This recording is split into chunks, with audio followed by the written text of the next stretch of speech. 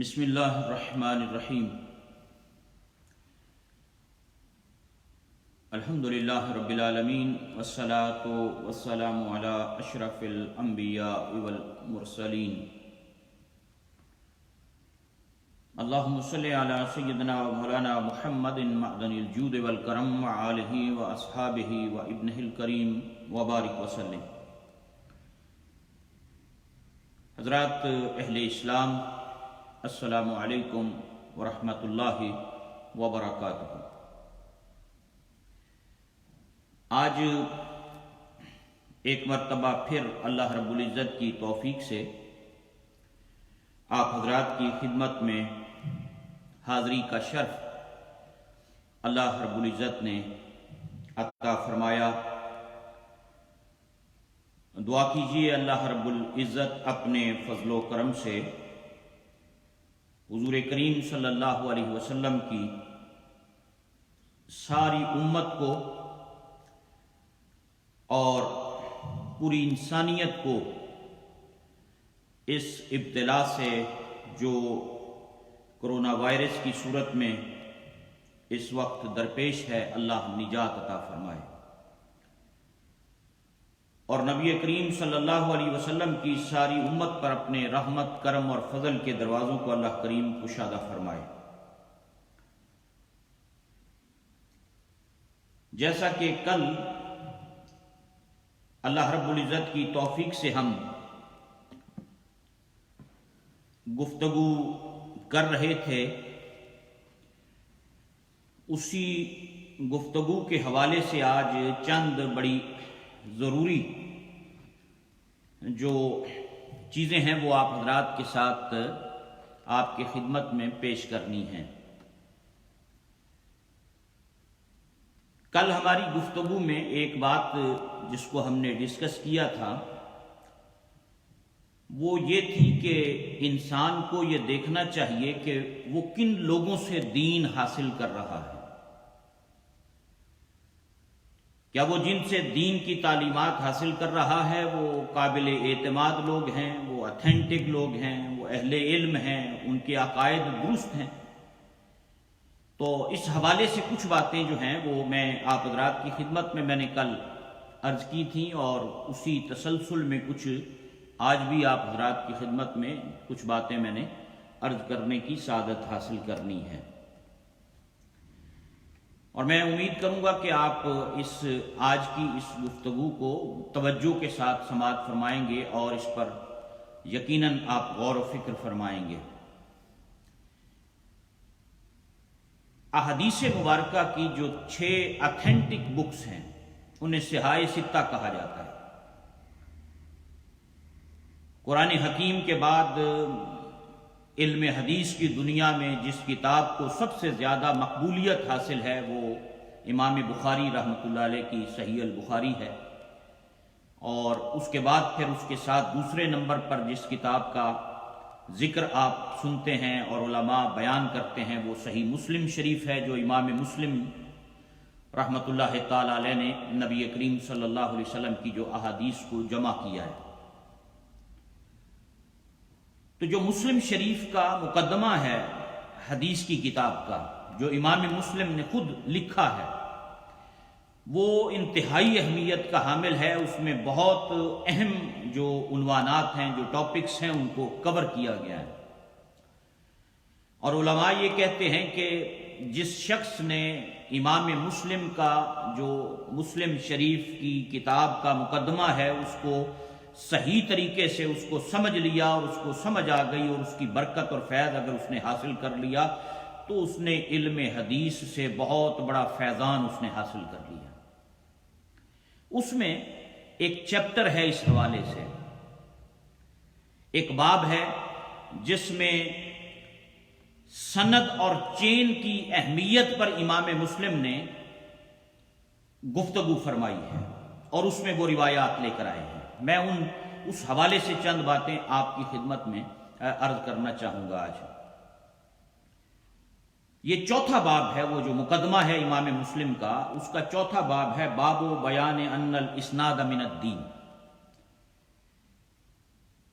کہ اس اس بات کا بیان ہے اس چیپٹر میں کہ جو سند اور چین ہے یہ دین ہے، اس کی اہمیت پر کہ آپ کس سے دین لے رہے ہیں، آپ کس سے رسول کریم صلی اللہ علیہ وسلم کی احادیث لے رہے ہیں، اس کی سند اور اس کی چین ہے جو نبی کریم صلی اللہ علیہ وسلم کی ذات تک، اس حوالے سے اس پر یہ امام مسلم نے صحیح مسلم شریف کے اندر جو مقدمہ ہے اس کے اندر یہ باب انہوں نے قائم کیا۔ چوتھا یہ باب ہے باب بیان ان الاسناد من الدین، کہ جو چین ہے، جو سند ہے، یہ دین ہے۔ اس کی اہمیت اور اس کی اہمیت کا اندازہ آپ اس بات سے لگا لیں کہ یہ جو چین ہوتی ہے، جو حدیث نبی کریم صلی اللہ علیہ وسلم کی جن جن لوگوں سے آپ تک پہنچتی ہے اسے چین کہتے ہیں، اسے سند کہتے ہیں، اور اس سند کے حوالے سے یہ امام مسلم نے اس میں ذکر فرمایا ہے۔ اللہ اکبر۔ اور پھر اس میں ایک روایت اسی باب کے اندر جو سند دین میں سے ہے، دین ہے، اس پر کلام کرتے ہوئے ابن سیرین رحمۃ اللہ علیہ کی ایک حدیث پاک، ایک روایت امام مسلم نے اس کے اندر اس مقدمہ کے اندر نقل فرمائی ہے۔ امام ابن جو سیرین ہیں، یہ ان کے والد گرامی کا نام محمد ہے، ان کا نام محمد ہے، یہ ابن سیرین کے یہ بیٹے ہیں۔ حضرت سیدنا عثمان غنی رضی اللہ تعالیٰ عنہ کی خلافت کے اختتام سے 2 سال پہلے ان کی پیدائش ہوئی۔ 30 صحابہ کرام کی زیارت کا شرف ان کو حاصل ہے۔ 30 صحابہ کرام کی زیارت کا شرف امام ابن سیرین کو حاصل ہے۔ اللہ اکبر۔ اور یہ حضرت انس بن مالک رضی اللہ تعالیٰ عنہ کے آزاد کردہ غلام ہیں۔ حضرت انس بن مالک جلیل القدر صحابی ہیں، اور نبی کریم صلی اللہ علیہ وسلم کی بہت سی انہوں نے احادیث جو ہیں ان کو روایت فرمایا، یہ ان کے آزاد کردہ غلام ہیں۔ اور یہ جو امام ابن سیرین ہیں، یہ فقیہ بھی ہیں، یہ محدث بھی ہیں، یہ عالم بھی ہیں، اور یہ سینئر اور جلیل القدر تابعین ہیں۔ جلیل القدر تابعین جو ایسی عظمتوں والی شخصیات جنہیں نبی کریم صلی اللہ علیہ وسلم کی صحابہ کی زیارت اور ان کی صحبت کا شرف حاصل ہے، ان میں سینئر نام امام ابن سیرین کا ہے جی۔ تو یہ حضرت انس بن مالک رضی اللہ تعالی عنہ کے آزاد کردہ غلام ہیں، اور ان کے بارے میں اس دور کے لوگ کہتے تھے کہ ابن سیرین کی زیارت سے خدا یاد آ جاتا ہے، اللہ کی یاد آ جاتی ہے بندے کو، ان کو تکنے سے خدا یاد آ جاتا ہے۔ یعنی 30 صحابہ کرام کی زیارت کا شرف حاصل کرنے والے امام ابن سیرین ہیں رحمۃ اللہ تعالی علیہ۔ اللہ اکبر۔ تو انہوں نے، امام مسلم نے مقدمہ میں مسلم شریف کے ان سے حدیث پاک نقل کی ہے، کس باب کے اندر کہ باب بیان ان الاسناد من الدین۔ وہ چیپٹر کا عنوان اور ہیڈنگ یہ ہے کہ جو چین اور سند ہے یہ دین ہے، یہ دین ہے۔ اللہ اکبر۔ اس کی اہمیت کا آپ اندازہ فرما لیں کہ جو حدیث پاک جب آپ تک پہنچتی ہے کہ فلاں نے فلاں سے سنا، فلاں نے فلاں سے سنا، فلاں نے فلاں سے سنا، فلاں نے فلاں سے سنا، انہوں نے پھر حضرت انس سے سنا، اور حضرت انس نے نبی کریم صلی اللہ علیہ وسلم سے روایت فرمایا۔ تو یہ جو نام آتے ہیں درمیان میں راویوں کے، روایت بیان کرنے والوں کے، ہاں جی، تو وہ جو پوری چین ہے اس کو سند کہتے ہیں، اس کو سند کہتے ہیں۔ اللہ اکبر۔ تو حضرات محترم، یہ اس ابن سیرین رحمۃ اللہ تعالی علیہ سے امام مسلم نے یہاں پر مسلم شریف کے مقدمہ میں روایت نقل فرمائی کہ وعن ابن سیرین قال ان هذا العلم دین فانظروا امن تأخذون دینکم۔ اللہ اکبر۔ امام ابن سیرین سے روایت فرمائی، وہ فرماتے ہیں کہ یہ جو قرآن و سنت کا علم یہ دین ہے، یہ دین ہے، لہذا جب تم کسی سے یہ علم حاصل کرو تو پھر غور کرو کہ تم کس سے اپنا دین حاصل کر رہے ہیں، تم کس سے اپنا دین حاصل کر رہے۔ اللہ اکبر۔ وہ فرماتے ہیں قرآن اور سنت کا علم دین ہے، لہذا جب تم اس کو حاصل کرو تو غور کرو اور دیکھو کہ کس سے دین لے رہے ہو۔ جو شخصیات ہیں ان کی بڑی امپورٹنس اور ان کی اہمیت ہے کہ آپ دین کن سے سیکھ رہے ہیں، آپ دین کن سے حاصل کر رہے ہیں، اس کی سند کیا ہے. لوگ اس بات کی اس کو پہلے اس کی تحقیق کرتے تھے، اس کو پرکھتے تھے، اسے دیکھتے تھے، اور پھر اس کے بعد اگلی بات ہوتی تھی. اور پھر اسی بات کے اندر محمد بن سیرین رحمۃ اللہ علیہ وہ اگلی روایت کے اندر وہ بیان فرماتے ہیں کہ پہلے لوگ جب حدیث پاک لیتے تھے تو وہ سند حدیث کی تحقیق نہیں کرتے تھے، جو چین تھی اس کی تحقیق نہیں کرتے تھے. لیکن جب دین میں جب دین کے اندر بدعات پیدا ہوئیں اور فتنے داخل ہوئے تو پھر فرمایا کہ لوگوں نے حدیث کی سند کی تحقیق کرنا شروع کی ہے. جب فتنے داخل ہوئے اور جب بدعات پیدا ہوئیں تو لوگوں نے پھر تحقیق کرنی شروع کر دی. کس چیز کی؟ سند کی، کہ اس کی سند کو چیک کیا جائے، اس کی چین کو چیک کیا جائے. پھر لوگوں نے سند حدیث کی تحقیق کو شروع کیا اور فرمایا جس حدیث کی سند میں، جس حدیث کی چین میں اہل سنت کے راوی ہوتے تھے وہ اس کو قبول کر لیتے تھے، اور جس کی سند میں اہل بدعت ہوتے تھے اس کو چھوڑ دیتے تھے. یہ کون کہہ رہا ہے؟ یہ امام ابن سیرین کہہ رہے ہیں. یہ امام ابن سیرین کہہ رہے ہیں. کون ہیں؟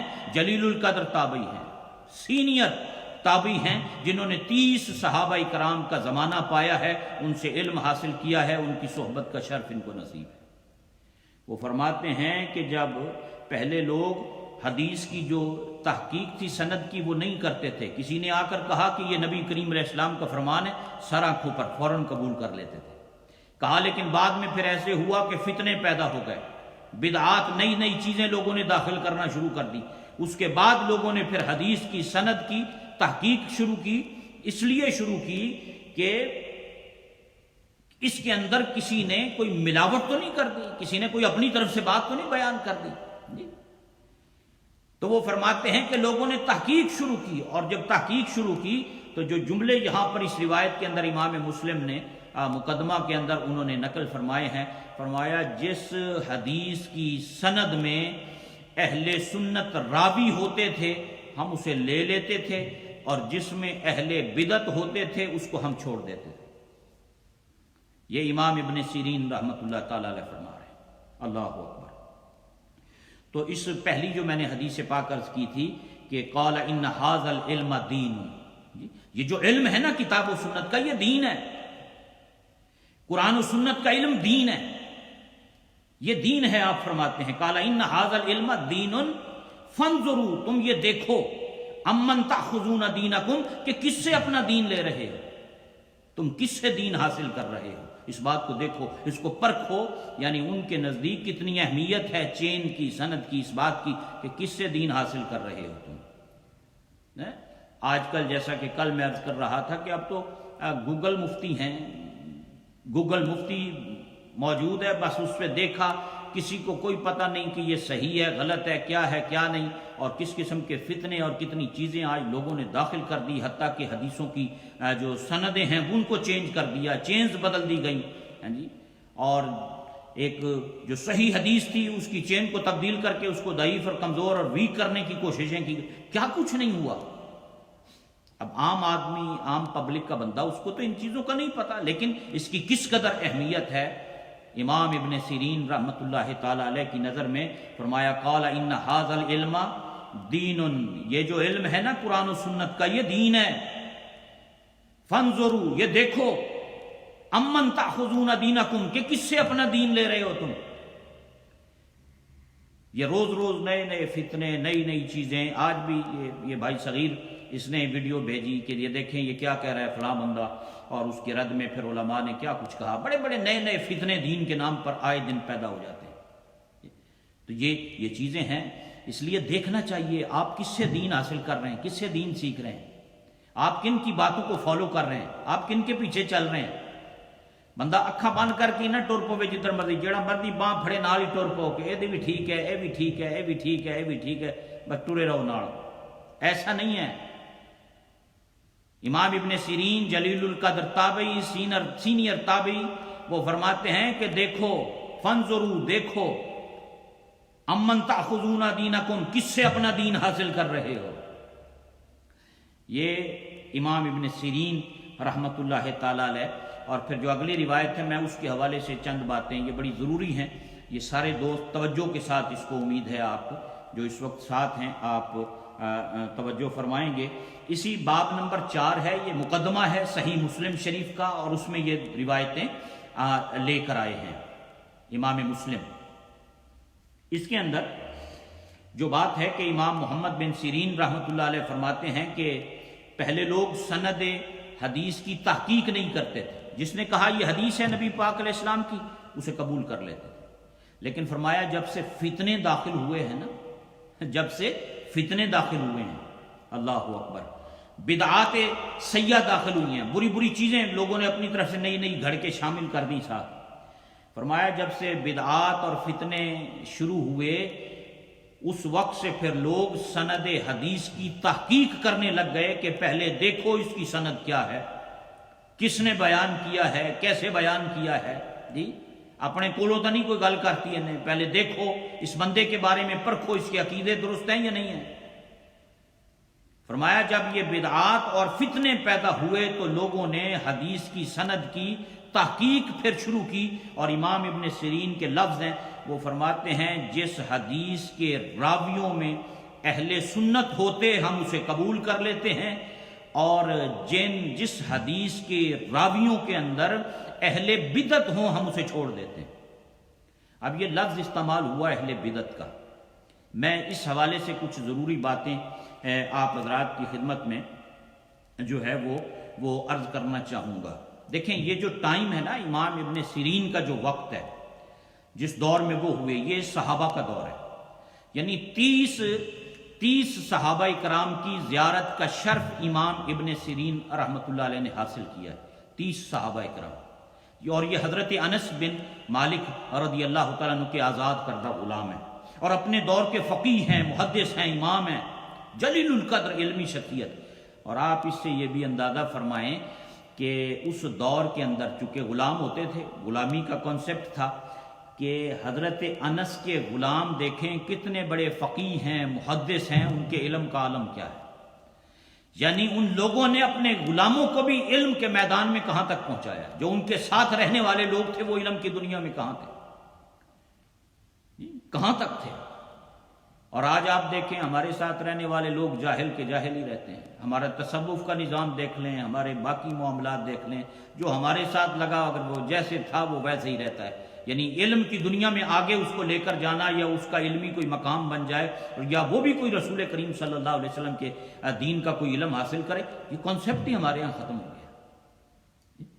यानी हज़रत अनस के वो आज़ाद करदा ग़ुलाम है, और फिर उनका आलम ये है, उनकी कैफियत ये है, उनका इल्मी मकाम ये है कि वो बहुत बड़े मुहद्दिस हैं, फ़क़ीह हैं, इमाम हैं अपने वक्त के।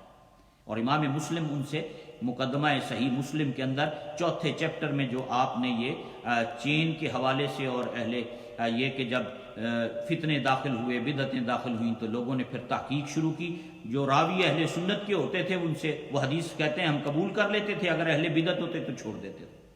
अब मैं जो बात आपको यहाँ करने लगा हूँ, एक बड़ी ज़रूरी बात है। ये भाई रिजवान और ये सारे दोस्त अहबाब, पीरज़ादा मोहम्मद अब्बास कादरी साहब माशाल्लाह आप भी हैं, तो आप इस पर आप गौर फरमाएं। यानी ये खैरुल कुरून का ये दौर है। यानी तीन अदवार जिसे आप कहते हैं कि नबी करीम सल्लल्लाहु अलैहि वसल्लम की हयात ज़ाहिरी, फिर सहाबा का ज़माना, फिर ताबईन का ज़माना, उसके बाद फिर तबा ताबईन आ गए जी। अब ये बरकत वाला ज़माना है सारा। खैरुल कुरून करनी, सबसे बेहतरीन ज़माना नबी पाक अलैहि सलाम ने फरमाया मेरा ज़माना है। फिर आपने फरमाया मेरे सहाबा का, फिर उसके बाद ताबईन का ज़माना है। अब ये वो वक्त है, और इमाम इब्न सीरीन उस वक्त के हैं, और वो उस वक्त की बात करते हुए फरमाते हैं कि अगर बंदा अहले सुन्नत होता है तो हम रिवायत कबूल करते हैं, अगर अहले बिदत हो तो छोड़ देते हैं। अब मैं जिस तरफ आपको मुतवज्जे करना चाहता हूं यहां पर, वो ये बात है कि उस वक्त बिदअती कौन थे जिनसे हदीस ना लेने की बात इमाम इब्न सीरीन ने की है। یعنی وہ جو وقت ہے تابعین کا، صحابہ کا، اس وقت صحابہ موجود ہیں، اور 30 صحابہ کی زیارت کا شرف امام ابن سیرین حاصل فرمایا آپ نے. اگر اس دور کے اندر امام ابن سیرین کسی کو بدعتی سمجھتے ہیں یا بدعتی کہتے ہیں تو اس سے مراد کون لوگ ہیں؟ وہ کون لوگ تھے اس دور میں بدعتی، جن کے بارے میں یہ کہا گیا کہ وہ ہم بدعتیوں سے حدیث نہیں لیتے، ہم اہل سنت کے راویوں سے حدیث لیتے ہیں. جس سند میں، چین میں راوی اہل سنت کے ہوں قبول کر لیتے ہیں، جس میں اہل بدعت ہوں چھوڑ دیتے ہیں. اب اس دور کے اندر اہل بدعت کون تھے؟ یہ بڑا امپورٹنٹ ایک سوال ہے، ایک بات ہے جی. اللہ اکبر. کیونکہ یہ لفظ بدعہ، یہ بدعت یا بدعہ، یہ دنیا میں سب سے زیادہ اگر کوئی لفظ پاپولر ہوا ہے، مشہور ہوا ہے، تو وہ یہ لفظ. آپ دیکھ لیں ہر جگہ یہ اتنا لفظ بدعت کا مشہور ہوا دنیا بھر کے اندر، یہ سب سے زیادہ ہے جی. اور آج کے اس دور میں جب یہ لفظ بدعہ بولا جاتا ہے، جب یہ لفظ بدعہ بولا جاتا ہے کہ تو بدعت کا لفظ یا اردو میں جیسے ہم بولتے ہیں، جب یہ بولا جاتا ہے تو پتہ اس کا اطلاق کن چیزوں پر ہوتا ہے؟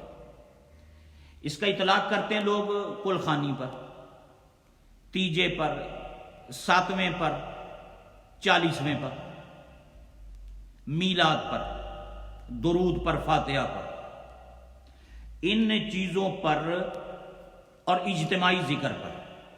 یہ آپ نیٹ، سوشل میڈیا آپ یوز کرنے والے دوست احباب ہیں، آپ دیکھتے ہیں، پڑھتے ہیں، سنتے ہیں کہ جب بھی یہ بدعت کا لفظ استعمال ہوتا ہے نا تو ختم درود پر، فاتحہ پر استعمال ہوگا، جس میں کل خوانی بھی آ گئی، 40واں بھی آ گیا، 10واں بھی آ گیا، 7واں بھی آ گیا. اس کے لیے استعمال ہوتا ہے. دوسرا یہ میلاد شریف کے لیے استعمال ہوتا ہے جو دور حاضر میں لوگ کرتے ہیں. تیسرا ہے اجتماعی ذکر کے حوالے سے کہ مثلا 4 5 7 لوگ اکٹھے ہو گئے، جیسا ہمارے صوفیوں کے ہاں، اہل طریقت کے ہاں یہ طریقہ ہے. کچھ لوگ اکٹھے ہوئے، مل کر اللہ کریم کے جو مبارک نام ہیں ان کو وہ مل کر ان کو دہراتے ہیں، پڑھتے ہیں، اجتماعی طور پہ اس کا ذکر کرتے ہیں. اللہ اللہ اللہ، لا الہ الا اللہ، لا الہ الا اللہ، یا حیو یا قیوم، یا حیو یا قیوم. یہ اجتماعی ذکر. اور اس اجتماعی ذکر کے اندر اللہ کے مبارک نام پڑھے جاتے ہیں، کلمہ شریف پڑھا جاتا ہے، درود پاک پڑھا جاتا ہے. یہی ہوتا ہے نا. آپ بھی دیکھتے ہیں، ہم بھی دیکھتے ہیں، مساجد میں، گھروں میں، صوفیوں کے حلقوں میں، تصوف، اہل تصور خانقاہوں کے اندر یہی کچھ ہوتا ہے. تو جب بدعت کا لفظ استعمال ہوتا ہے تو انہی چیزوں کے لیے ہم نے سنا. اپنی پوری زندگی میں آپ نے، میں نے، بچپن سے لے کر آج تک ہم یہی لفظ سنتے آئے ہیں، بدعت بدعت بدعت، بدع بدع بدع، یہی لفظ ہم سنتے رہے. اور کن چیزوں کے لیے استعمال ہوا؟ میلاد کے لیے، ختم کے لیے، ایصال ثواب کے لیے، کل خوانی کے لیے، 40ویں کے لیے، جی، جلوس کے لیے، اجتماعی ذکر کے لیے کہ بندے مل کے اکٹھے ہو کے اللہ کا نام پکار رہے ہیں. ان کاموں کے لیے یہ لفظ جو ہیں وہ استعمال ہوتا رہا ہے. اور اگر آپ اس حوالے سے 2-3 حکومتوں کی وہ دیکھیں، اگر آپ پچھلے مثلا سعودی عرب کی شاہ فہد کے دور میں اگر آپ دیکھیں تو سعودی عرب کی سب سے زیادہ فنڈنگ خرچ ہوئی دنیا بھر میں اس بدعت کے خلاف کام کرنے کے حوالے سے. یہ آپ کے سامنے ہے. اور اب تو آپ نے مختلف گفتگویں بھی بعد میں آنے والوں کی بھی اس حوالے سے کافی آپ نے سنی ہوں گی جی. جو قرآن مجید اور پھر لٹریچر جتنا حج کے موقع پر حجاج کو دیا جاتا تھا، اس میں ہر کتاب آپ کو کوئی شرک کی ملے گی، کوئی بدعت کی ملے گی، کوئی کسی کوئی مدارات کی، کوئی ایصال ثواب فلاں. یہ ساری چیزیں پوری دنیا کے اندر سب سے زیادہ، کئی گورنمنٹس، کئی حکومتوں کا فنڈ جو سب سے زیادہ خرچ ہوا ہے وہ اس بدعت کو مٹانے کے لیے حکومتوں نے لگایا ہے. اور وہ بدعتیں کیا تھیں؟ وہ بدعتیں یہ تھیں. اب بندہ آپ پوچھ لیں ان سے، آپ پوچھیں کہ بھئی یہ بدعت آپ کہتے کس کو ہیں، جس پر اتنا زور آپ دے رہے ہیں، کس کو کہتے ہیں؟ تو وہ آگے سے آپ کو کہیں گے، وہ کہیں گے جی بدعت کہتے ہیں ایسے کام کو کہ جو نبی کریم صلی اللہ علیہ وسلم کی حیات ظاہری کے بعد نہ صحابہ نے کیا، نہ تابعین نے کیا، نہ تبع تابعین نے کیا، وہ بدعت ہے. یہی کہا جائے گا نا کہ بھئی جو کام نبی کریم صلی اللہ علیہ وسلم کے صحابہ نے نہیں کیا، تابعین نے نہیں کیا، تبع تابعین نے نہیں کیا، جو بعد میں شروع ہوا اسے بدعت کہتے ہیں. نیا کام، بدعت کا معنی ہے نیا کام، تو اسے بدعت کہتے ہیں. اب یہ تعریف بدعت کی عام طور پہ ہوتی ہے، اور اس کا اطلاق بدعت کا کہ یہ نیا کام ہے، کل خوانی، تیجا، ساتواں، 40واں ہے جی، یہ میلاد، یہ اجتماعی ذکر، یہ حلقے ذکر کے، اور یہ اللہ کا نام مل کے پکارنا، یہ ساری باتیں جو ہیں یہ کیا ہیں؟ یہ بدعت ہیں، یہ بدعت ہیں، چونکہ یہ صحابہ نے نہیں کیا، تابعین نے نہیں کیا، تبع تابعین نے نہیں کیا جی، تو یہ چونکہ بعد میں شروع ہوا اس لیے یہ نئے کام ہیں۔ اب میں آپ حضرات سے پھر وہی ان کا جملہ امام ابن سیرین رحمۃ اللہ علیہ کا جو صحیح مسلم کے مقدمہ میں باب 4 چیپٹر 4 میں، یہ جو حضرات اہل علم ہیں، دوست ہیں ہمارے، پڑھنے والے ہیں، یہ ضرور پڑھیں، اس کو ضرور دیکھیں، اس کو مسلم شریف کا مقدمہ شروع میں آپ ضرور دیکھیں اس کو، اور اس کو دیکھ کر آپ پھر اس کو پڑھیں جو امام ابن سیرین رحمۃ اللہ علیہ نے بات فرمائی ہے کہ اگر حدیث کی سند میں راوی اہل سنت کے ہوں تو ہم قبول کر لیتے ہیں، اگر اہل بدعت ہوں تو ہم چھوڑ دیتے ہیں، اگر اہل بدعت ہوں تو ہم چھوڑ دیتے ہیں، اگر راوی اہل سنت کے ہیں تو قبول کر لیتے ہیں۔ یہ کون کہہ رہا ہے؟ یہ صحیح مسلم کے مقدمہ میں امام ابن سیرین رحمۃ اللہ علیہ کے حوالے سے امام مسلم نقل فرما رہے ہیں۔ اللہ اکبر۔ اچھا، اب یہ کام جو امام ابن سیرین جن کا آپ ذکر فرماتے ہیں کہ ہم بدعتیوں سے حدیث نہیں لیتے، جس سند میں حدیث کی سند میں بدعتی آ جائے ہم اس کو چھوڑ دیتے ہیں، صرف اہل سنت کے راویوں سے لیتے ہیں، تو وہ تو جس وقت میں وہ موجود ہیں وہ صحابہ کا وقت ہے، وہ تابعین کا وقت ہے، تبع تابعین کا دور ہے جی، انہوں نے خود 30 صحابہ کی زیارت کی، اور جب ہمارے اس دور کے اندر جب ہم بدعت کا لفظ سنتے ہیں تو وہ کلخانی، تیجا، 40واں، 7واں، یہ جو کچھ ہمارے ہاں ہوتا ہے، اجتماعی ذکر، میلاد، اور یہ ان تمام چیزوں کے حوالے سے یہ نام یہ لیے جاتے ہیں اور یہ بتایا جاتا ہے اس حوالے سے۔ تو اب بندہ سوال کرے کہ بھئی یہ سارے کام تو تابعین، تبع تابعین اور ان کے بعد جا کر شروع ہوئے، یہ جس طرح آج ایصال ثواب کے مروجہ ہمارے طریقے ہیں، کلخانی کے، 40ویں کے، 7ویں کے، یا میلاد کا جو کانسیپٹ آج ہمارے ہاں جس انداز میں، جس حیت کے ساتھ آج ہم مناتے ہیں، بھئی اس طرح تو اس دور میں نہیں تھا۔ یہ ساری چیزیں تو بعد میں ہیں، یہ تو امام ابن سیرین کے زمانے میں تھی ہی نہیں یہ ساری چیزیں، پھر امام ابن سیرین بدعتی کن کو کہہ رہے ہیں؟ جبکہ آج کل جو بدعت کی ڈیفینیشن اور تعریف ہے وہ تو یہ ہے کہ یہ کلخانی کرنے والا بدعتی، یہ 30واں، 40واں، یہ تیسرا اور 7واں اور 10واں اور یہ 40واں اور یہ میلاد اور یہ چیزیں کرنے والے بدعتی ہیں جی۔ اس حوالے سے اس لفظ کو مشہور کر دیا گیا، جبکہ امام ابن سیرین کے زمانے میں تو چلو یہ ساری چیزیں اس طرح نہیں تھیں، کسی اور شکل کے اندر یہ چیزیں موجود تھیں، تو اس وقت پھر امام ابن سیرین نے بدعتی کن کو کہا؟ یہ تو چیزیں تھی نہیں اس وقت۔ یہ میں بات آپ حضرات کی خدمت میں عرض کرنا چاہتا ہوں کہ بھائی اس وقت یہ چیزیں تو تھی نہیں۔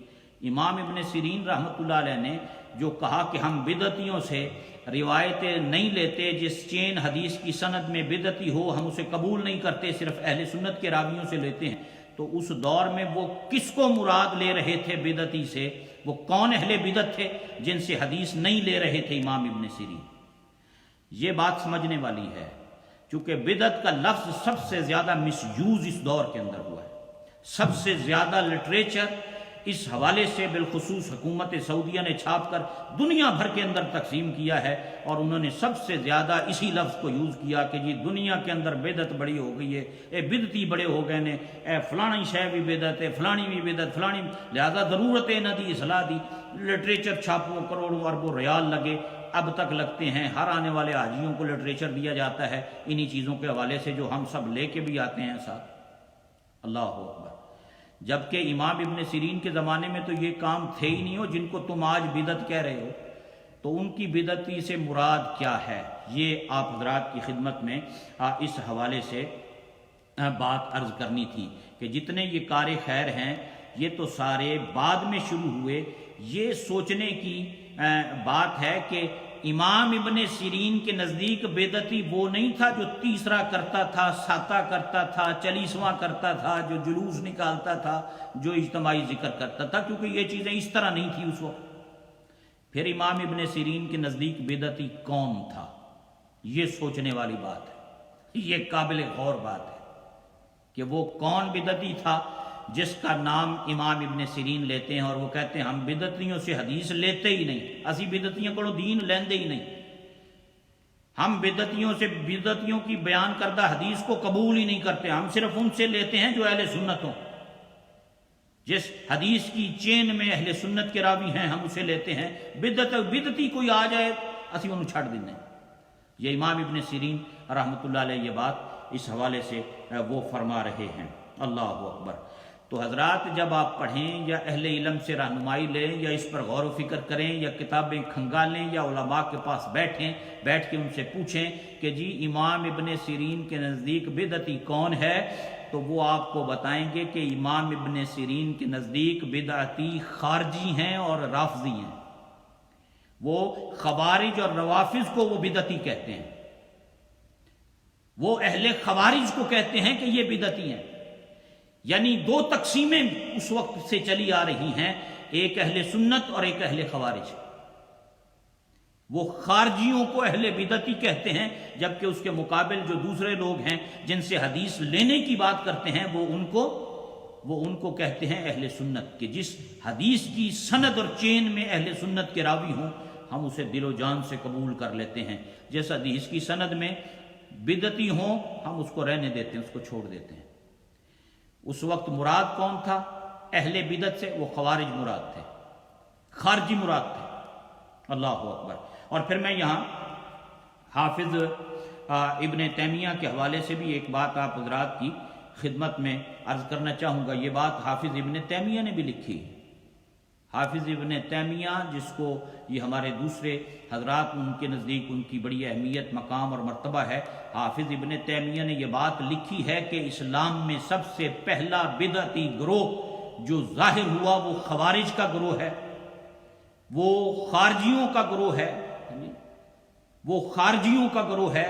سب سے پہلا بدعتی گروہ جو امت میں ظاہر ہوا ہے حافظ ابن تیمیہ کے بقول وہ خوارج ہیں، اور وہ کہتے ہیں کہ یہ وہ خارجی ہیں جو اہل ایمان پر، جو مسلمانوں پر شرک اور بدعت کا فتویٰ لگاتے ہیں، اور وہ آیتیں جو کفار اور مشرکین اور بتوں کے بارے میں نازل ہوئی تھیں ان آیتوں کو اٹھا کر یہ اہل ایمان پر چسپاں کرتے ہیں۔ یہ کون؟ یہ حافظ ابن تیمیہ کہتے ہیں کہ سب سے پہلا خارجی گروہ جو امت کے اندر آیا ہے وہ خوارج کا ہے۔ یہ بدعتیوں کا گروہ جو سب سے پہلا آیا وہ کون ہے؟ وہ خوارج ہے، یہ حافظ ابن تیمیہ کہتے ہیں۔ اور پھر ایک دارمی شریف میں ایک واقعہ اس حوالے سے امام ابن سیرین رحمۃ اللہ علیہ کے حوالے سے ایک واقعہ آیا ہے، وہ بھی میں آپ حضرات کی خدمت میں جو ہے وہ عرض کرنا چاہوں گا۔ ایک بندہ آیا ان کے پاس، تو اس نے کہا جی میں کوئی مسئلہ دسنا چاہنا ہوں امام ابن سیرین کے پاس، سینئر تابعی ہیں، 30 صحابہ کی زیارت کی ہے، اور وہ فرماتے ہیں جس حدیث کی سند میں اہل سنت کو قبول کرتے ہیں، جس حدیث کی سند میں بدعتی ہو چھوڑ دیتے ہیں، اور وہ بدعتی سے مراد کسے لیتے ہیں؟ خوارج کو لیتے ہیں، خارجیوں کو لیتے ہیں بدعتی سے مراد۔ جی ان کے پاس بندہ آیا نا، امام دارمی کہتے ہیں وہ واقعہ لکھا انہوں نے کہ اس بندے نے آ کر کہا جی میں کوئی مسئلہ آپ کو بتاتا ہوں، تو آپ نے فرمایا نکل جا، میں نے تیرے کو مسئلہ سنن دی کونی نے ضرورت، جا اتنا دور ہو جا، مجھے تجھ سے مسئلہ پوچھنے کی، سمجھنے کی، تجھ سے ڈسکس کوئی نہیں مجھے ضرورت، تجھے تو چلا جا یہاں سے۔ تو اس نے کہا کہ چلو میں آپ کو قرآن سناتا ہوں، میں قرآن سے بات کرتا ہوں، میں قرآن سناتا ہوں۔ فرمایا تو یہاں سے نکل جا، مجھے تیرا قرآن سننا بھی قبول نہیں ہے، تو یہاں سے چلا جا، مجھے تیرا قرآن سننا بھی قبول نہیں ہے، کیونکہ وہ خوارج میں سے تھا۔ فرمایا میں خارجیوں سے نہ قرآن سننا چاہتا ہوں نہ حدیث سننا چاہتا ہوں، نکل جا میری مجلس سے۔ یہ کون کہہ رہا؟ یہ امام ابن سیرین رحمۃ اللہ علیہ، امام دارمی نے اس کا ذکر کیا ہے۔ اللہ اکبر۔ تو یہ واقعہ آیا، اس لیے امام ابن سیرین کا مقدمہ صحیح مسلم میں امام مسلم وہ قول وہ روایت لے کر آئے جس میں حضور کریم صلی اللہ علیہ وسلم کے 30 صحابہ کی زیارت کرنے والے جلیل القدر تابعی ابن سیرین کہتے ہیں قال ان ھذا العلم دین فانظروا امن تأخذون دینکم، لوگو یہ جو قرآن اور سنت کا علم ہے نا، یہ دین ہے، اور دیکھو کس سے دین حاصل کر رہے ہو۔ فانظروا، دیکھو، غور کرو، پہلے اس بات کو دیکھو، فانظروا امن تأخذون دینکم، اور کس سے اپنا دین لے رہے ہو تم، اس بات کو دیکھو۔ اس بات کی بڑی اہمیت ہے کہ آپ کس سے اپنا عقیدہ سیکھ رہے ہیں، آپ کس سے کتاب و سنت کا علم حاصل کر رہے ہیں، کیا ان کے عقائد درست ہیں، کہیں وہ خوارج میں سے تو نہیں، کوئی دور حاضر کا فتنہ تو نہیں، کوئی ایسا شخص تو نہیں جو قرآن و سنت کے نام پر تمہارے عقیدوں کو برباد کر کے رکھ دے گا، تباہ کر کے رکھ دے گا، جیسا کہ بہت سے فتنے آج کل آ رہے ہیں نئے نئے، کوئی حدیث کا انکار کر دیتا ہے، کوئی قرآن کی آیتوں کی من گھڑت تفسیریں بیان کرتا ہے، کوئی اپنے کوڑوں ہی بہ کے قرآن دیاں تفسیراں پہ دستا ہے لوگوں کو۔ امام ابن سیرین رحمۃ اللہ علیہ بار بار یہ بات فرماتے ہیں، ان کا یہ قول، یہ یاد رکھیں آپ ذرا، ان لوگوں کے لیے بالخصوص جو کہنے او نہیں جی نہیں کوئی نہیں ضرورت، جدو مرضی گل لب جائے بس لے لو، کوئی دیکھن دی ضرورت نہیں بھی یہ کون تے وہ کون تے فلانا، اے مولویاں دیاں ہی گلاں نے ساریاں بھی اللہ کے بندو، یہ مسلم شریف کا مقدمہ ہے، امام ابن سیرین کا قول ہے، ان سے روایت چوتھے چیپٹر میں امام مسلم لے کر آئے، فرمایا ان ھذا العلم دین، یہ جو کتاب اور سنت کا علم ہے یہ دین ہے، فانظروا، دیکھو، امن تأخذون دینکم، وہ کس سے دین حاصل کر رہے ہو، یہ دیکھو اس بات کو، اللہ اکبر۔ اور تیسری بات ایک اور میں اس حوالے سے آپ حضرات کی خدمت میں یہاں پر عرض کرنا چاہتا ہوں، اس سے اور تھوڑی سی آپ کو بات کی وضاحت ہو جائے گی۔ یہ حافظ ابن تیمیہ نے اپنے فتاوی میں نقل کیا۔ حافظ ابن تیمیہ بہت بڑی علمی شخصیت ہے، اور ان کی کچھ باتیں، کچھ نہیں بہت سی ایسی باتیں جس سے ہمارے علماء نے بہت سخت اختلاف کیا ہے۔ مثلا ایک ان کی جو بات تھی، جو حضور کریم علیہ السلام کے روضہ انور کی نیت سے حاضری ہے حافظ ابن تیمیہ کی، وہ انتہائی علماء نے کہا کہ یہ جلانے والا قول ہے، دلوں کو، اہل ایمان کے دلوں کو جلانے والا قول ہے، بدبودار قول ہے، کہ حضور کریم علیہ السلام کی قبر انور کی زیارت کی نیت سے جانا انہوں نے حرام کہا، معاذ اللہ، استغفر اللہ۔ اور اس کا جواب پھر امام سبکی رحمۃ اللہ علیہ نے لکھا، اور پھر امام سبکی کا رد کیا تھا ابن تیمیہ کے شاگرد ابن الہادی نے، اور پھر ان کا رد کیا آگے امام سمنودی نے، جس کا ترجمہ میں نے کل آپ کو ذکر کیا تھا، ان قریب وہ چھپ گئی ہے ہماری کتاب، امام سمنودی مصری نے ابن الہادی کا جو رد کیا تھا، مدینہ منورہ کی حاضری کی صحیح نیت، یہ مفتی محمد خان قادری رحمۃ اللہ علیہ کا آخری ایام میں کیا گیا کام ہے، جو ہم چھاپ رہے ہیں، چھپ گیا، صرف اس کی بائنڈنگ رہ گئی تھی پریس پہ، جس دن ان کا انتقال ہوا اس دن وہ کتاب چھپ گئی تھی، تو یہ اس حوالے سے کام تھا۔ تو حافظ ابن تیمیہ نے اپنے فتاوی میں بحث کی ہے ایصال ثواب پر۔ یہ حافظ ابن تیمیہ کا فتاوی ابن تیمیہ بڑا مشہور ہے، اس میں ایک چیپٹر ہے، اس میں انہوں نے ایصال ثواب کے حوالے سے بحث کی ہے کہ کیا کسی کو صدقہ و خیرات کر کے ثواب بخشا جائے، یا کسی کے نام پہ صدقہ و خیرات کیا جائے تو اس سے ثواب پہنچتا ہے، یا کسی کے لیے قرآن پڑھا جائے، تلاوت کی جائے اور قرات قرآن کا ثواب اسے ملتا ہے یا نہیں۔ اس پر حافظ ابن تیمیہ نے اس میں اس فتاوی میں سوال جواب ہیں ان کے، تو کسی نے ان سے سوال کیا کہ اگر کوئی بندہ فوت ہو جائے تو اس کی طرف سے صدقہ و خیرات کرنا، اس بندے کی طرف سے حج یا عمرہ کرنا، یا کوئی کار خیر اس کی طرف سے اگر کیا جائے تو اس کو ثواب ملے گا؟ یہ سوال کیا حافظ ابن تیمیہ سے کسی بندے نے، اور اس کا جواب انہوں نے دیا اپنے اس فتاوی کے اندر، اور غالباً حافظ ابن قیم نے کتاب الروح میں بھی کسی جگہ، چونکہ حافظ ابن قیم بھی شاگرد ہیں ان کے ابن تیمیہ کے، انہوں نے بھی کسی جگہ اس کا ذکر کتاب الروح کے اندر بھی کیا ہے۔ تو اس کے جواب میں، سوال کے جواب میں حافظ ابن تیمیہ نے کہا کہ صدقہ خیرات جائز ہے، صدقہ و خیرات کسی مرحوم کی طرف سے کرنی جائز ہے، قرآن کی تلاوت بھی جائز ہے، اور آگے یہ جملہ ابن تیمیہ نے اپنے فتاوی میں لکھا کہ اس کا امت میں کون انکار کرے گا سوائے بدعتی کے، سوائے خارجی کے، اس کا امت میں بدعتی کے سوا کون انکار کرے گا؟ یعنی اگر کوئی شخص انکار کرتا ہے امت کے اندر تو وہ بدعتی ہو سکتا ہے جو اس بات کا انکار کرے کہ بھئی ایصال ثواب کا فائدہ نہیں ہوتا، یا صدقہ و خیرات کا میت کو فائدہ نہیں پہنچتا۔ کہا کہ اہل امت کے اندر کون اس بات کا انکار کرے گا؟ اللہ اکبر۔ یہ حافظ ابن تیمیہ نے اس حوالے سے یہ بات انہوں نے وہ کہی ہے اور انہوں نے اس حوالے سے لکھی ہے۔ تو حضرات، قابل اعتماد، اتھینٹک، قابل اعتماد جو اہل علم ہیں ان سے دین حاصل کرنا چاہیے، ان سے اپنے عقائد کو درست کرنا چاہیے، ان کی مجلس میں ان کے علم سے فائدہ اٹھاتے ہوئے ان کے پاس بیٹھ کر دین سیکھنا چاہیے۔ اے جدھروں مرضی چک کے ادھروں کوئی شے پڑھ لو، ادھروں کوئی شے پڑھ لو، ادھروں ٹر گئے فیس بک تو لے لو، ادھروں جناب دوسرے پاس جا لو، کوئی تصدیق نہیں، کوئی جو سے لوگوں نے کسی نے لکھ دیا آپ اس کو آگے فارورڈ کر دیں، ایسا نہ کیا کریں۔ اس چیز سے پرہیز بڑا ضروری ہے۔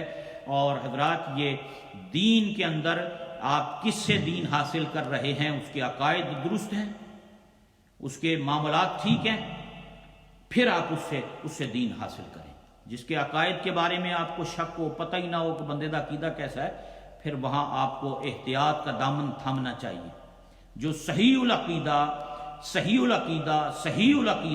اہل سنت و جماعت، اہل تصوف، صوفیاء کے ماننے والے، صحابہ اور اہل بیت کے ماننے والے لوگ، ان سے دین حاصل کریں، ان سے اپنا دین، ان سے اپنے عقائد اور اعمال کی اصلاح آپ کریں۔ یہ نہیں بھی جدھر مرضی کوئی بھی آ کے ڈگ ڈگی ہو جاوے تو بندہ ناڑی ٹور کرو، یہ طریقہ ٹھیک نہیں ہے۔ اس سے بچنا چاہیے، اہل علم کے پاس بیٹھنا چاہیے اور پھر رہنمائی لینی چاہیے اور دین سیکھنے کا جذبہ اپنے اندر رکھنا چاہیے، اور خود ساتھ ساتھ تھوڑا تھوڑا دین کا جو حصول ہے آپ اس کو جاری رکھیں، اور علماء کی مجلس سنگت اور صحیح العقیدہ لوگوں کی سنگت اور ان کے پاس بیٹھنا، ان کی باتیں سننا، اس سے پھر سمجھنا اس بات کی اہمیت کو، ان تمام چیزوں کو، وہ بڑا ضروری ہے حضرات۔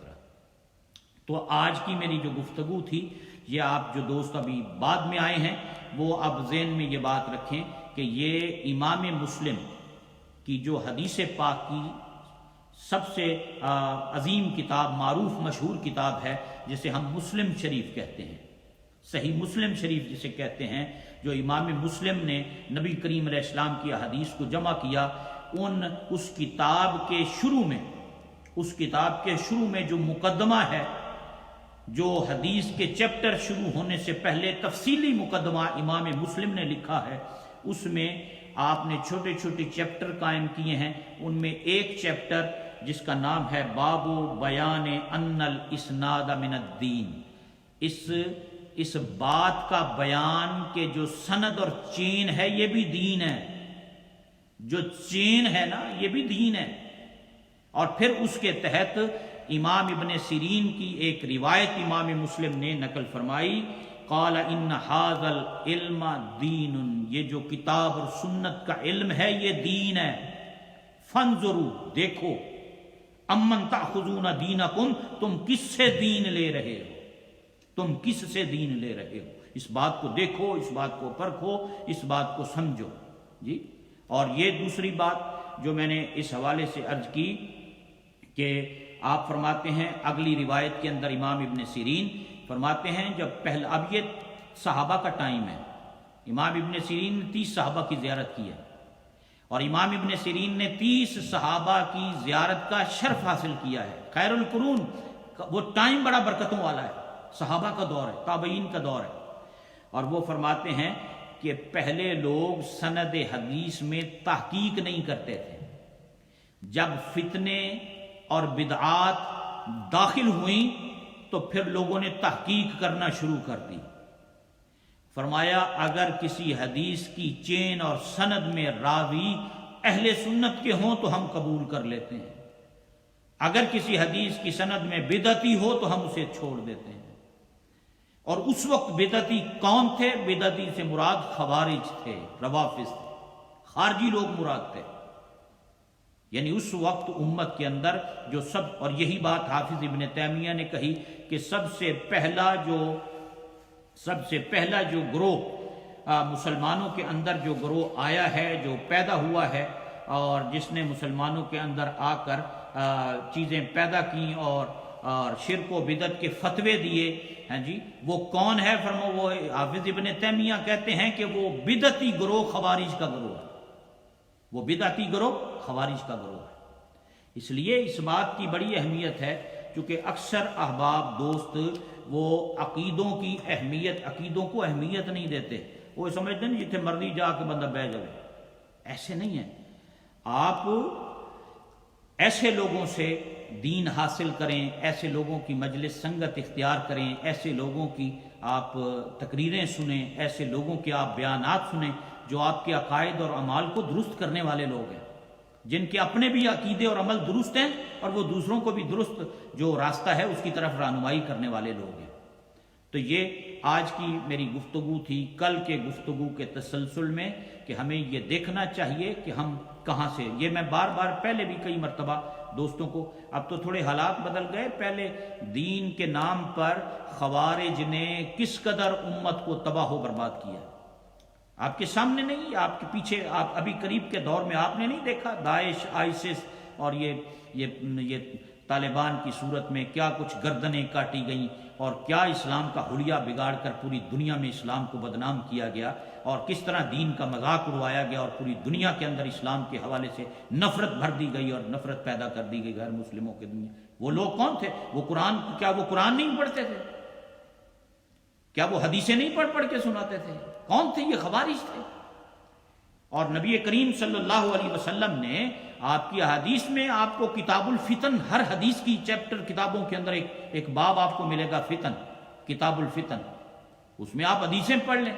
ہم جس آقا مولا صلی اللہ علیہ وسلم کے ماننے والے ہیں، انہوں نے قیامت تک کا ایک فتنے سے اپنی امت کو خبردار کیا، ایک چیز مدینے کے تاجدار علیہ السلام نے بیان فرمائی ہے۔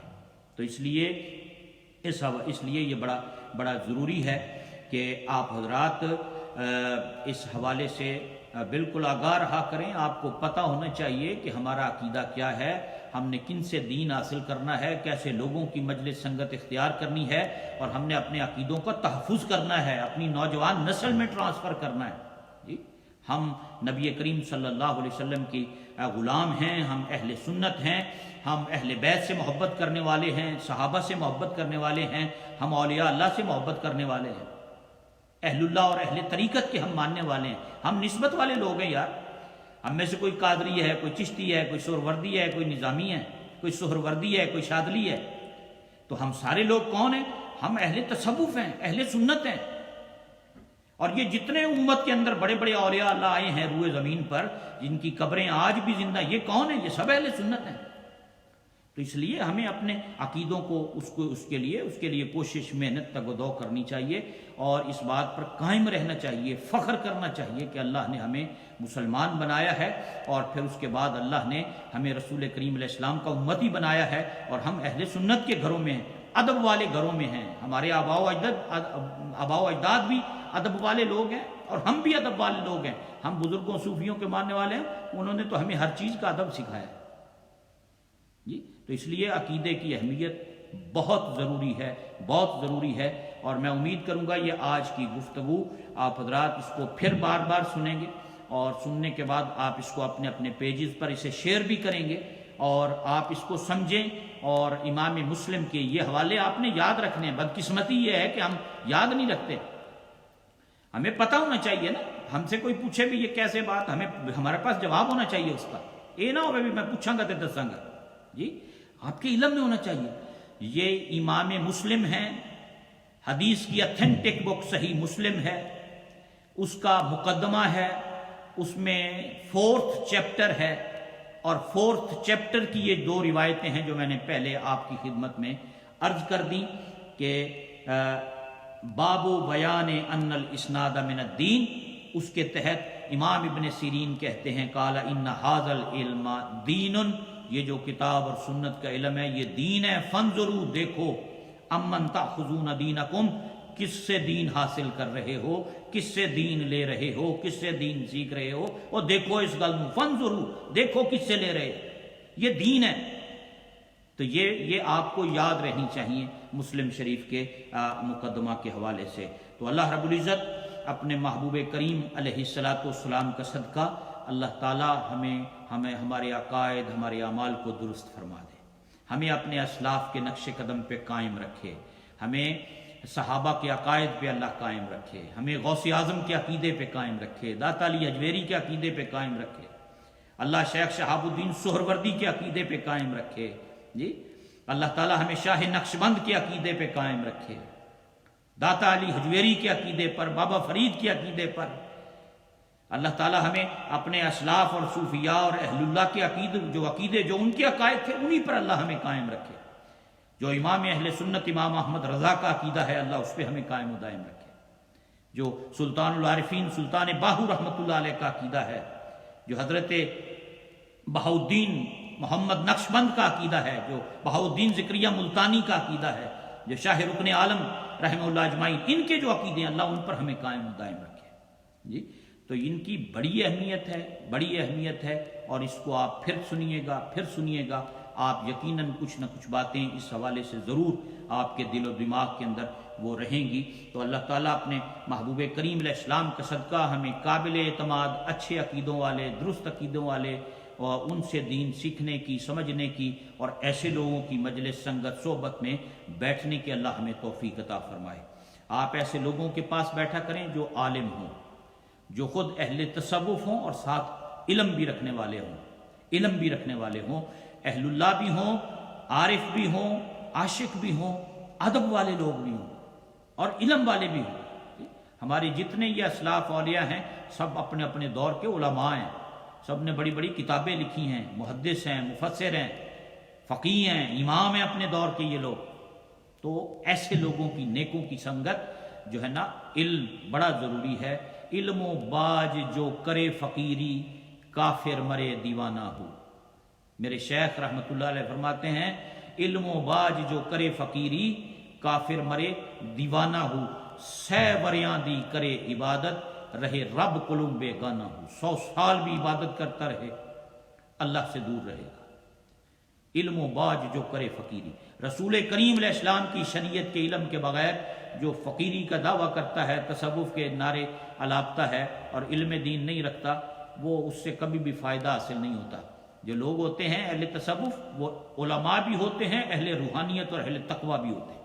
ان کی مجلسوں میں بیٹھ کے اللہ کی محبت نصیب ہوتی ہے، نبی پاک علیہ السلام کا پیار نصیب ہوتا ہے، عشق مصطفیٰ کی سوغات نصیب ہوتی ہے۔ ایسی مجلس میں بیٹھ کے پیشانیوں میں سجدوں کی تڑپ پیدا ہوتی ہے، درود شریف پڑھنے کو دل چاہتا ہے، قرآن پڑھنے کو دل چاہتا ہے، تہجد پڑھنے کو دل چاہتا ہے، سجدے کرنے کو دل چاہتا ہے۔ یہ نشانیاں نیکوں کی۔ علم حاصل کرنے کو دل چاہتا ہے، قرآن سیکھنے کو دل چاہتا ہے جی، طریقت کے راستوں پہ چلنے کو دل چاہتا ہے۔ دنیا کی محبت کم ہوتی ہے، اللہ کی محبت میں اضافہ ہوتا ہے۔ دنیا کی محبت کم ہوتی ہے، رسول اللہ صلی اللہ علیہ وسلم کی محبت میں اضافہ ہوتا ہے۔ تو ایسے لوگوں کی سنگت صحبت وہ انسان کو تھوڑی دیر کی بھی ہو بڑا فائدہ دیتی ہے۔ تو اللہ تعالیٰ اپنے محبوب کریم علیہ السلام کا صدقہ ہم سب کو عمل کی توفیق نصیب فرمائے، اور خداوند قدوس ہم سب کو دین سیکھنے کی، دین پر عمل پیرا ہونے کی اللہ توفیق نصیب فرمائے۔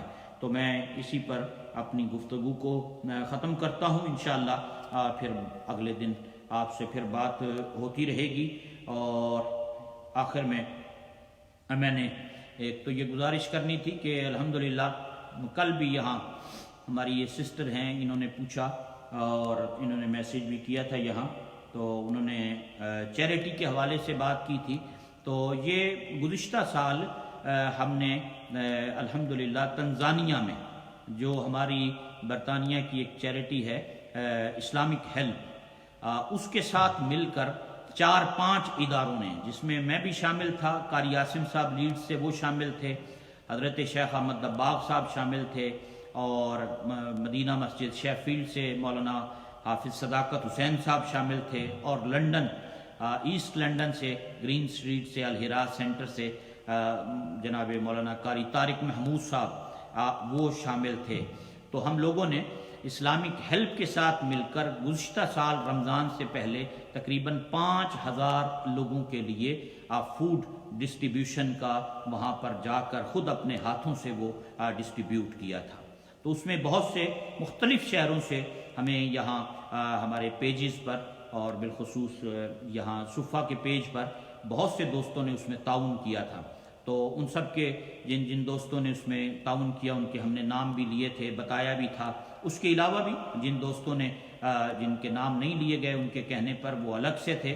بہرحال دوستوں نے مجھے پوچھا تو میری یہ ریکمنڈیشن ہے آپ کو، میرا یہ آپ کو تجویز ہوگی کہ آپ تنزانیہ کے مسلمانوں کے لیے کچھ کر سکتے ہیں تو آپ ضرور کریں۔ جو ہماری سسٹر تھی، میری ان سے بھی یہ ریکویسٹ ہوگی کہ آپ جو تعاون کرنا چاہتی ہیں وہ اسلامک ہیلپ کے پیج پر جا کر آپ ضرور ان کے لیے تعاون فرمائیں، چونکہ ہم آلریڈی وہاں پر کام کر رہے ہیں تو ان کے ساتھ کر رہے ہیں، تو آپ کا حصہ بھی اس کے اندر شامل ہو جائے گا۔ وہاں کے حالات واقعات کیا ہیں وہ میں اپنے اس پیج پر انشاءاللہ تھوڑے تھوڑے کر کے ڈیورنگ دا رمضان، جو پچھلے سال ہم گئے تھے ہم نے دیکھا، کیونکہ اس سال جانا تھا اب تو حالات ایسے نہیں رہے۔ 18 کو وہاں ڈسٹریبیوشن تھی فوڈ کی، تو 10,000 لوگوں کے لیے فوڈ کی تقسیم ہونی تھی، جو اس وجہ سے اب حالات کی وجہ سے وہ پھر اس طرح تو نہیں ہو سکی، وہ جاری ہے ابھی بھی، لیکن جس طرح ہم نے کرنی تھی اس طرح اس دفعہ نہیں ہو سکی۔ تو اس میں قبلہ شیخ احمد دباغ صاحب نے بھی جانا تھا، قاری عاصم صاحب نے، میں نے، حافظ صداقت صاحب، قاری طاہر، ہم سب نے جانا تھا، پروگرام طے شدہ تھا، سارا کچھ ہو گیا تھا، لیکن حالات کی وجہ سے پھر وہ ہمارا رہ گیا۔ تو یہ میری ریکویسٹ ہے، جو حضرات اس حوالے سے تعاون کرنا چاہیں تو وہ ضرور تعاون فرمائیں۔ حسب سابق پچھلے سالوں کی طرح وہاں انتہائی غربت ہے، انتہائی غربت ہے، اور وہاں الحمدللہ بہت اچھا کام ہو رہا ہے اور بہت اچھے انداز میں ہو رہا ہے۔ تو ایک تو یہ میں نے آپ حضرات سے اس حوالے سے آپ کی خدمت میں عرض کرنی تھی، اور دوسرا چونکہ ہماری مسجد کے پیج پر بھی ساتھ یہ چل رہا ہے یہ لائیو، تو آئندہ اب چونکہ چند دنوں میں رمضان المبارک شروع ہو جائے گا، تو پھر رمضان المبارک کے اندر روٹین چونکہ چینج ہو جائے گی یقیناً، تو اس میں انشاءاللہ یہ ہے کہ ہم جو ہڈرسفیلڈ کے لوگ بالخصوص سن رہے ہیں ان کے لیے جو گھروں میں سن رہے ہیں، کہ انشاءاللہ ڈیلی نماز ظہر کے بعد مسجد سے ایک پارہ قرآن مجید کی تلاوت ہوا کرے گی، جو آپ سپیکروں پر، ریڈیو پر آپ گھروں میں سنا کریں گے۔ تو آپ اپنے اپنے گھروں میں ریڈیو پر ایک پارہ ڈیلی قرآن حکیم کی تلاوت جو ہے اس کو آپ انشاءاللہ وہ ضرور سنیں گے۔ تو ایک تو یہ مسجد سے ڈیلی قرآن حکیم کی تلاوت کا ایک سلسلہ رہے گا، چونکہ اب نماز تراویح کا تو ایسا موقع نہیں بنے گا جب تک گورنمنٹ کی طرف سے یہ لاک ڈاؤن ختم نہیں ہوتا، تو اس وقت تک آپ حضرات گھروں میں تراویح اپنی اپنی ادا فرمائیں گے۔ یہ میں نے عرض کیا تھا کہ آپ نہ کسی کو گھر بلائیں نہ کسی کے گھر جائیں۔ ہوتا نا بعض دفعہ کہ کوئی دوست وہ کہیں جی میں اپنے گھر انتظام کر رہا ہوں، 2 4 5 میرے گھر آ جائیں، 2 4 5 اس کے گھر چلے جائیں، ایسے نہیں کرنا۔ اپنی حفاظت، اپنی احتیاطی تدابیر آپ نے سب نے بروئے کار لانی ہے۔ تو اس لیے ایک تو یہ اپنی اپنی گھروں میں خود انفرادی طور پہ اپنی عبادات اسی طرح اپنے تلاوت قرآن بجا لانی ہے۔ ہاں، مسجد سے ریڈیو پر ڈیلی تلاوت ہوگی، وہ آپ سب نے اس کو سماعت کرنا ہے، اس کو آپ نے ساتھ ساتھ سنتے رہنا ہے۔ آپ سب کے گھروں میں مسجد کے ڈونیشن باکسز موجود ہیں، 200-300 باکسز غالباً ڈونیشن باکسز جو تھے مسجد کی طرف سے گھروں میں دیے گئے تھے، اور وہ گھروں میں موجود ہیں۔ تو ایک تو یہ آپ سے گزارش ہے کہ وہ ان کو آپ استعمال فرمائیں۔ رمضان المبارک میں جو آپ اس میں ڈالتے تھے، جو یہاں مسجد میں آ کے ڈالتے تھے، اس باکسز میں اب آپ ڈالتے رہیں۔ اگر کسی کو مزید باکسز چاہیے تو یہ بھائی شہزاد مغل ہیں جو ہمارے، ان کا نمبر مسجد کے پیج پہ موجود ہے، ریڈیو کے حوالے سے آپ ان سے رابطہ کر سکتے ہیں۔ تو اگر کسی کے پاس نہ ہو تو وہ باکس ان کو مہیا کیا جا سکتا ہے مسجد سے، تاکہ وہ مسجد کے ساتھ جو تعاون کا سلسلہ رمضان المبارک میں ہے وہ آپ کا اسی طرح انشاءاللہ العزیز جاری و ساری رہے۔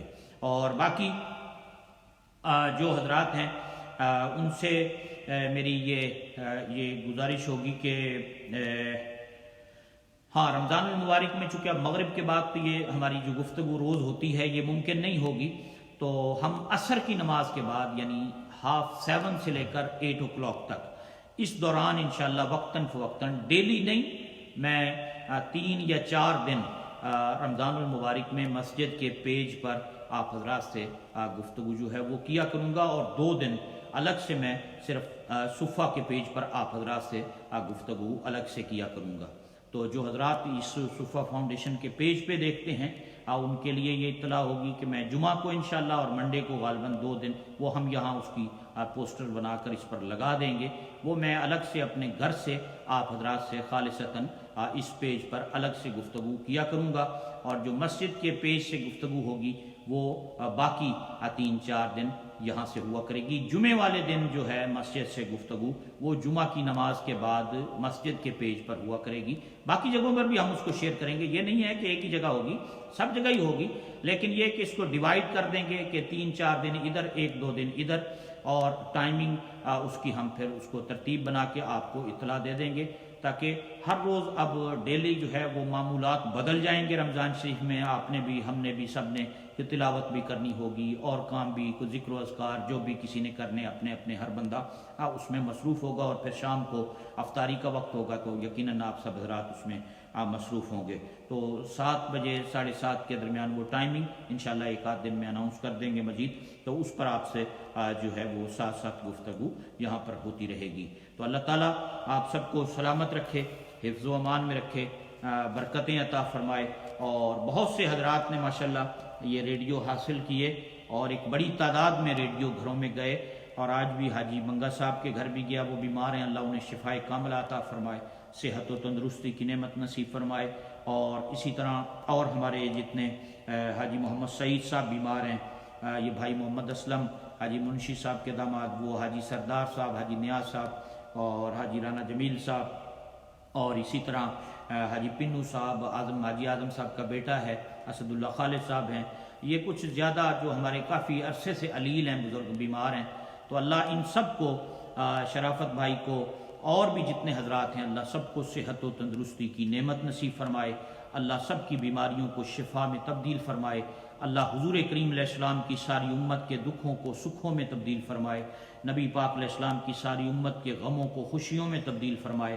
اللہ میرا اور آپ کا سب کا حامی و ناصر ہو، آپ پر، آپ کے بچوں پر، فیملیوں پر اللہ کرم نوازی فرمائے، اور سب کو اپنی حفظ و امان میں رکھے، اور سب سے بڑھ کر یہ دعا کریں اللہ ہم سب کا ایمان سلامت رکھے، نبی پاک علیہ السلام کی شفاعت ہم سب کو نصیب فرمائے، قیامت کی شرمندگی سے محفوظ رکھے، عذاب قبر و حشر سے محفوظ رکھے، اور اللہ قیامت کے دن نبی پاک علیہ السلام کی شفاعت کے جھنڈے تلے ہمیں اکٹھا فرمائے، اور اللہ اپنے محبوب کا صدقہ ہم سب کو جنت الفردوس میں نبی پاک علیہ السلام کا قرب نصیب فرمائے، اور اللہ حضور کریم علیہ السلام کی پوری امت کو اس ابتلا سے، اس پریشانی سے، کرونا وائرس سے اللہ نجات عطا فرمائے۔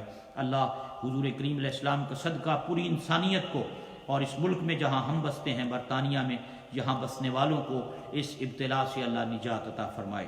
جتنے حضرات گھروں میں سن رہے ہیں، جو ڈیلی سنتے رہتے ہیں، جو روز شریک رہتے ہیں، آج بہت سے پاکستان سے بھی دوست شریک رہے، آپ عزت صاحب ہیں اور دیگر لوگ ہیں، اللہ آپ سب کا آنا باعث خیر و برکت فرمائے، آپ کے علم و فضل و فیضان میں اللہ برکتیں عطا فرمائے۔ پروفیسر مسعود اختر ہزاروی صاحب کو اللہ صحت و سلامتی والی لمبی زندگی عطا فرمائے، آپ بھی ہمارے ساتھ شریک ہیں۔ بھائی نوید ہے، دیگر اقبال بھائی، ہمارے کیسر اقبال صاحب ماشاءاللہ ڈرائیونگ انسٹرکٹر ہیں، آج وہ بھی آئے ہیں، تو امید ہے اب یہ ڈیلی بزرگ سارے آیا کریں گے انشاءاللہ۔ تو یہ باقی سارے بھی حضرات جتنے ہمارے ریگولر آپ حضرات ماشاءاللہ یہ سارے موجود رہتے ہیں کہ بھئی کس وقت یہ شروع ہوگا تو ہم نے شریک ہونا ہے۔ یہ بھائی رضوان صاحب اور یہ سارے شہزاد لطیف صاحب، صغیر بھائی، یہ سارے ماشاءاللہ، یہ سسٹر ہماری زارا ہیں، یہ ریگولر عیسیٰ نوشائی صاحب، یہ سارے حضرات جتنے بھی ہیں، صغیر حسین صاحب، اور یہ سب اللہ آپ سب کو برکتیں، عزتیں، عظمتیں عطا فرمائے۔ علامہ حماد رضا نورانی صاحب، اللہ آپ کے علم و فضل میں بھی برکتیں عطا فرمائے۔ مولانا عاطف جبار حیدری صاحب، سبحان اللہ، آپ بھی ہمارے ساتھ ہیں، اللہ تعالیٰ آپ کو بھی برکتیں، اور سید رفاقت حسین الازہری ماشاءاللہ یہ بھی دیکھ رہے ہیں، بڑے اچھے شاہ جی، اللہ آپ کو سلامت رکھے، یہ الازہر شریف میں پڑھتے تھے، اور مجھے یاد ہے یہ مجھے جب میں وہاں حاضر ہوا تو یہ مجھے لے کر اپنے ساتھ حضرت امام عبدالوہاب اشعرانی رحمۃ اللہ علیہ کی بارگاہ میں حاضر ہوئے تھے، ان کے مزار شریف پر ان کے توسط سے حاضری نصیب ہوئی، اللہ ان کا فیضان بھی نصیب فرمائے۔ شاہ جی آپ کو بھی، سید بدر ریاض صاحب شاہ جی آپ کو بھی اللہ تعالیٰ برکتیں عطا فرمائے۔ سید اشرف صاحب قبلہ آپ کو بھی ماشاءاللہ، سید شفقات شاہ صاحب آپ کو بھی اللہ تعالیٰ برکتیں عطا فرمائے، اور اللہ آپ کو مزید خوشیاں نصیب فرمائے اور برکتوں سے مالا مال فرمائے۔ بھائی ظاہر اسلام پیرزادہ محمد عباس قادری صاحب اللہ سلامت رکھے، محمد اعظم صاحب قبلہ، حافظ امجد صاحب، یہ فیصل صدیق صاحب ماشاءاللہ، ماجد بھائی، مظہر بھائی، زاہد مظہر، تو یہ سارے راشد خان اور یہ سب ماشاءاللہ، بھائی وسیم اختر بھی ساتھ ہیں، آصف حاجی سراج الدین صاحب کے بیٹے ہیں ماشاءاللہ، وہ یقیناً حاجی صاحب بھی دیکھ رہے ہوں گے، عاصف بھائی انہیں بھی دکھایا کرو بھائی۔ تو یہ شیخ منصور ہمارے ماشاءاللہ یہ بھی ساتھ تھے، یہ ابھی نے میری اردو تو نہیں سمجھ آئی ہوگی، یہ ہمارے بوزنیا سے تعلق رکھنے والی بوزنین کمیونٹی کے امام ہیں، تو ماشاءاللہ وہ بھی شریک ہوئے کچھ وقت کے لیے۔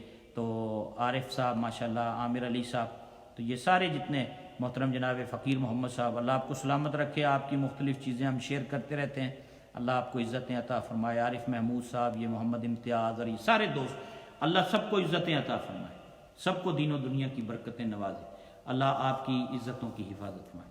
میرے لیے بھی دعا کریں، اپنے لیے بھی، انشاءاللہ کل ملاقات ہوگی۔ السلام علیکم ورحمۃ اللہ وبرکاتہ۔